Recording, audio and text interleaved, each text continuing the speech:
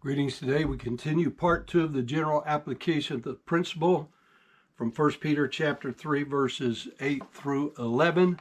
We begin with the literal of verse 9. Not repaying or giving back an evil thing instead of an evil thing, or railing a bitter and abusive language instead of a railing, bitter, and abusive language. But on the contrary, we're to give blessing, having known and continuing to know that with reference to this thing, you are called in order that you may receive a blessing. Be a blessing to receive a blessing. What a concept. In the New Testament, railing, Strong's 3059, the noun form, is only used here and in 1 Timothy 5:14, where it says, I will therefore that the younger women marry, bear children, guide the house, give none occasion to the adversary to speak reproachfully. The verb form of this word reviled is used 4 times. We'll look at those in John 9:28, Acts 23:4, 1 Corinthians 4:12, and 1 Peter 2:23. John 9:28 says, Then they reviled him and said, Thou art his disciple, but we're Moses' disciple. Acts 23:4. And they that stood by said, Revilest thou God's high priest? 1 Corinthians 4:12. And labor, working with our own hands, being reviled, we bless, being persecuted, we suffer it.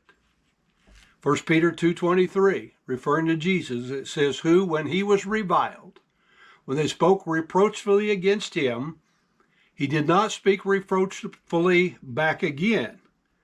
When he suffered, he threatened not, but committed himself to him that judgeth righteously.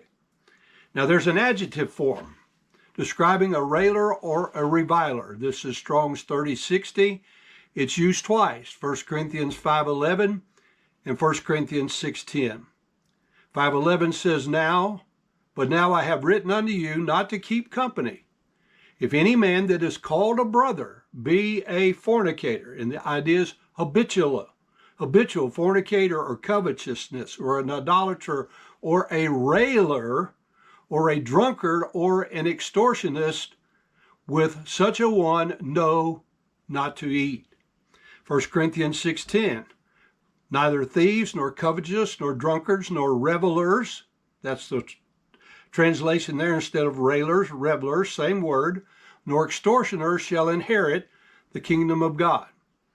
So the idea is thus to respond in kind is to say and do the exact opposite of the example which Christ gave us.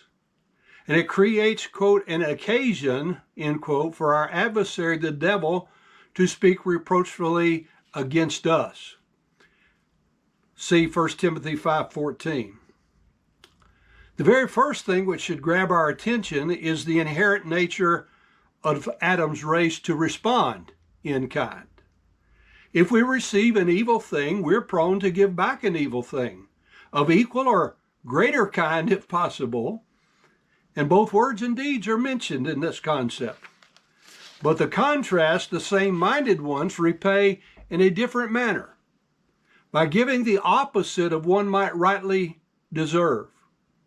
To repay an evil deed with a good one, to repay a cursing with a blessing.